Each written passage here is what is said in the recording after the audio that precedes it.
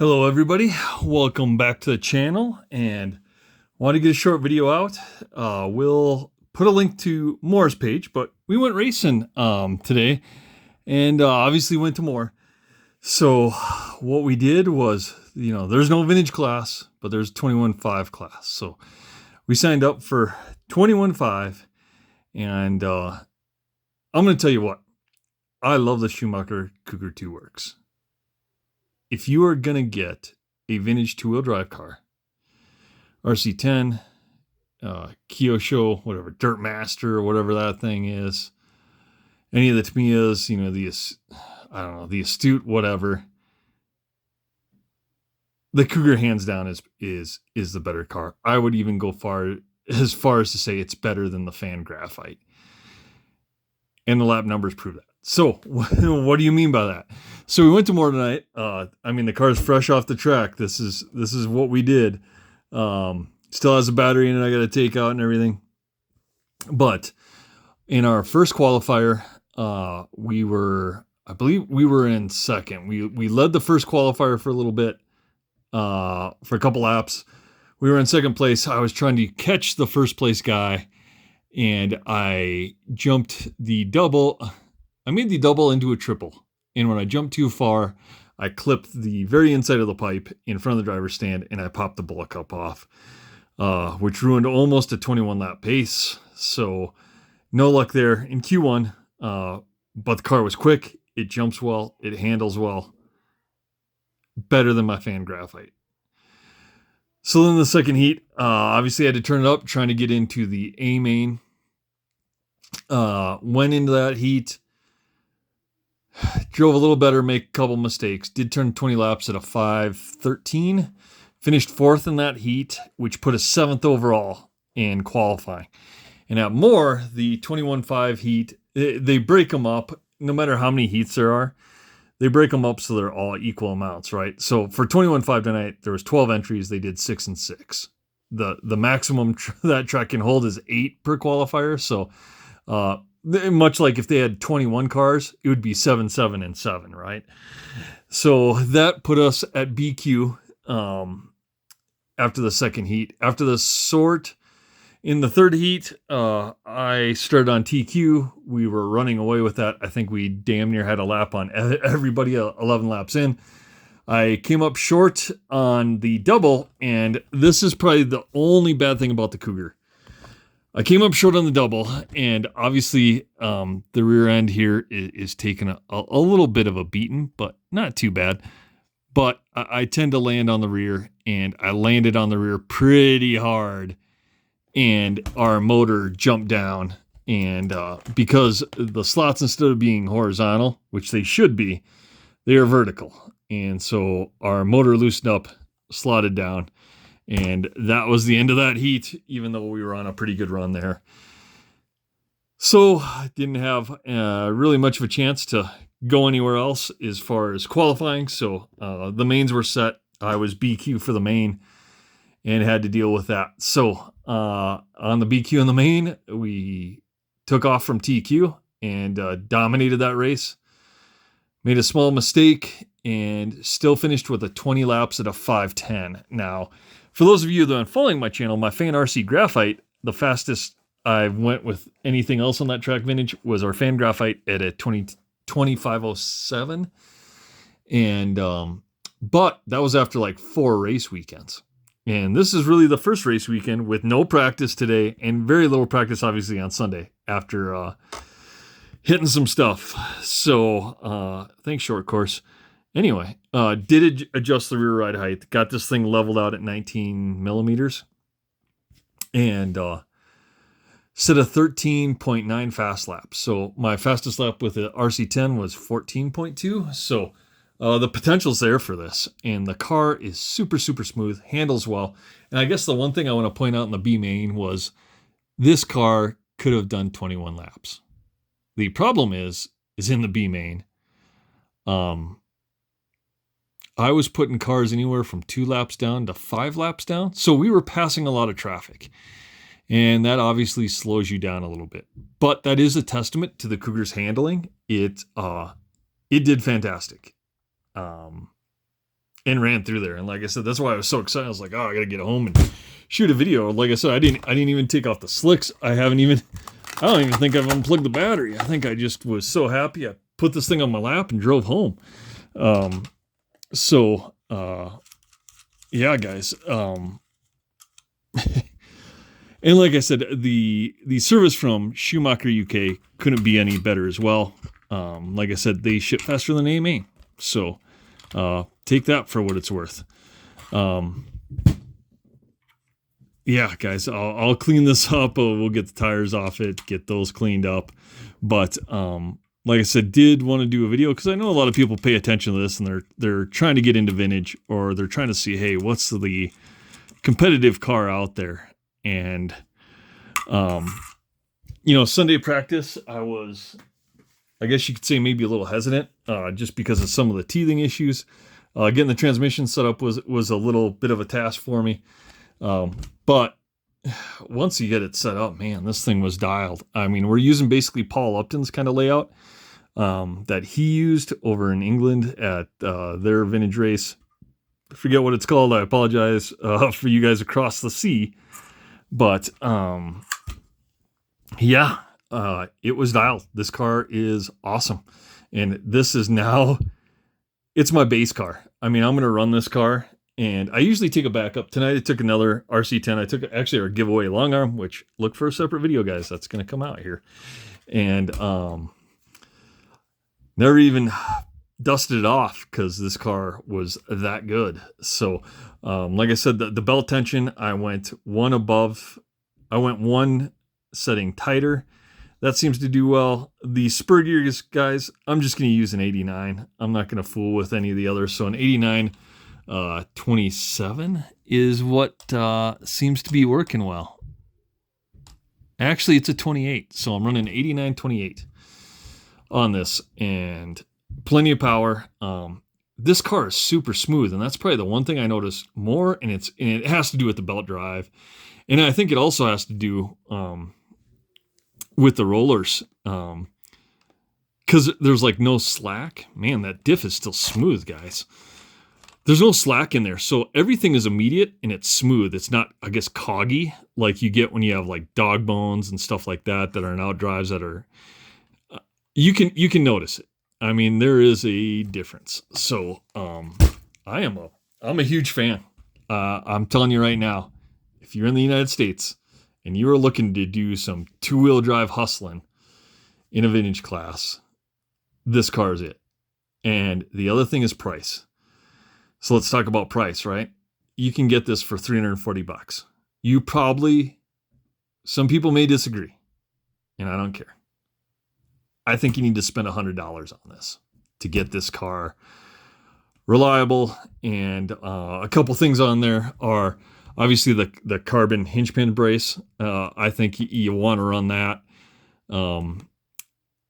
You don't need the thumb screws and little stuff like that. But the Pro Slipper is a must-have. You have to have the Pro Slipper. But really after that, I don't think there's anything else. And I forget what the Pro Slipper costs. I think it's like $50. I think the hinge pin is like $15. And then by the time you ship from the UK, but Schumacher's prices are reasonable. And like I said, I think if you buy this car and you spend $100 getting some parts, you have a very, very competitive two-wheel drive vintage car. And like I said, it shows in the times, guys. Like I said, outright, it's the fastest lap was faster than my RC10. And even though, like I said, my RC10 fan graphite, a perfect drive got me almost like 2507. I think I made one mistake or something like that. Couple mistakes, traffic to turn 20 at a 510 with this. Like I said, if I was in the Bmain, I would have finished fifth. That's how the good enough time for 21.5. The only thing I noticed, besides, like I said, the vertical motor, the vertical motor slots, I'm going to take the J-concept screws out and I'm just going to Loctite them a little bit and see if I can lock them down a little bit better. But that's the only thing that sucks because You do tend to land kind of rear end down, and we run pretty low ride height there, and I don't want to change it because this car handles and does so well. And it's the same with my RC10s too. I mean, the backs of those are all scraped up as well. And that's just the way it is. But the suspension setup is great. The stock springs, at least for me, work extremely, extremely well. I mean, I'm not going to change them for sure. I mean, I don't think there's anything else I'm going to do to this really for racing. I mean, I'm just going to race it and maintain it. And it's been great. So like I said, tonight was the first race night for it with no practice. And like I said, I've gotten very limited practice with this car. You know, on Sunday, due to a short course, that ended our day early there. But tonight it was great. And like I said, it was really kind of some driving mistakes. Hitting the pipe, popping the ball cup off was on me.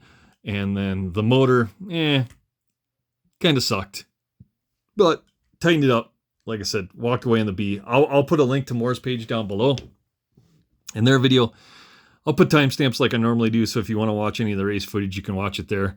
Obviously, with 2 DNFs, only the second qualifier and really the main are the 2 in there that you may want to watch. And like I said, handling is fantastic. Got through traffic extremely well.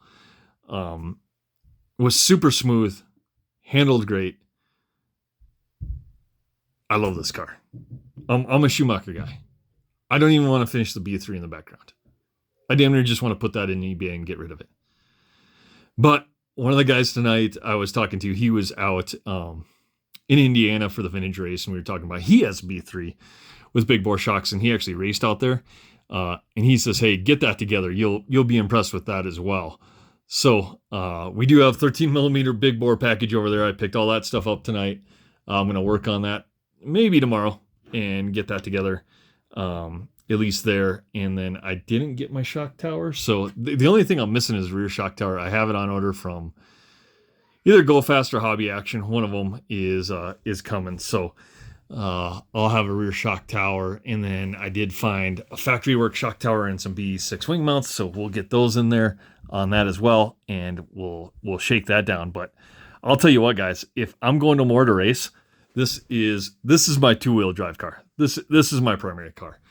The only other thing too is, you know, guys said, "Oh, the shocks don't leak," and I was like, "Man, mine don't leak. They leak." The fronts aren't bad, but I noticed on the rear, like it would get on the rollers and I could see it on the cup. It's weird because it doesn't get on the actual shock cup. It seems, I don't know if it comes out the top and flies back, but you can see how shiny these are. And that's because they got a little associated shock oil on them. So luckily I did order the alloy bottoms on my last order. So I think what I'm going to do is I'm going to clean this car up. I am going to just replace those. I'm not going to sit here and let them get any worse. Although that maybe they lubricate the roller shafts in our drivetrain. So maybe that's a Cecil Schumacher design. I don't know. We will see. The other thing, yeah, they don't, you kind of stay clicked in there. But I probably just will replace them because I don't, for as much as I race, yeah, I don't know. I got them. I might as well put them in there and see if I can get that leakiness up. Plus, they look bling bling, and sometimes that's all you need for motivation is some of that bling factor. So, G Concepts Smoothly 2 silvers, man, they did fantastic. I mean, everything else did great. So, like I said, if it wasn't for my driving in the first heat and tripling a double and jumping too far and trying to cut it a little too close and snagging the pipe, I wouldn't have popped that ball cup off. And like I said, we were on a pretty good run there. 2, I was just trying to get a good run in, and 20 laps at a 5:13. I think in Q2, and then like I said, Q3 we were dominating because that's kind of the B sort, and just hit the back motor on the double in the infield there, and that came loose, and obviously didn't want to ruin my spurgy or anything. So, and then like I said, BQ for the Bmain, and put an ass whooping down. And like I said, guys, these are all B7s. I think there was a Mugen in there, and low Z50s, right? So there is no other vintage car besides me, usually running on a regular basis at more. So we're running against all the new stuff and trying to be as competitive as possible. But like I said, I think a little bit more time, and I am anxious to kind of race this again because it's got a ton of potential. I mean, it's smooth, and smooth apparently is fast because it was fairly quick. I mean, and it's easy to drive. It jumps well. It jumps better than my fan graphite. I'll tell you that right now. Or any of the RC10 things. Even with the, kind of the big bore setups on those, or not the big bore, but the long shocks that are, a World's long arm is real similar to a Cougar, right? These are better. I mean, the Cougar jumps better. It handles better. It's smoother. There is no reason not to get a Schumacher Cougar 2 Works. No reason at all. If you're racing, unless you're an associated fanboy, low Z fanboy, whatever, I believe that this car, as a base, is the most competitive vintage two-wheel drive car out on the market. Now, that said, you can do a World's long arm, big bore shocks. You can spend a couple grand. Will it be better than this? Yeah, it probably will. But if you are looking at this video and you're like, man, I want to do some vintage stuff. Yeah, I got a radio. I maybe have like a motor or something. My budget is $400 to $500. You got to get a Cougar 2. I mean, a fan graphite is $400 right now. Like I said, I got a deal. I think it was on Black Friday. For $350, which is basically the same as a Cougar, but a Cougar's $340 at Bmain. And like I said, you put in a little order to Schumacher UK, you get the upgraded slipper. And like I said, we did the bearing holders on there and a couple other things that really aren't needed, like obviously the purple caster blocks in front. They look cool. They don't fit as tight as the plastic ones. They do. You do need to put like a 0.25 shim in there if you want them tight. But I really believe if you get this car, you get the Pro slipper as an option. And, some guys say the front hinge pin brace. I would believe that. I mean, I think it does provide some support and stuff in there. And then maybe some spare parts, right? Because you're not going to go in your hobby shop and get Cougar 2 Works parts. So, I've spent probably, I got a diff rebuild kit and some stuff like that. Because when I order from England, I'm spending $100. I don't care. And I'll buy some maintenance stuff.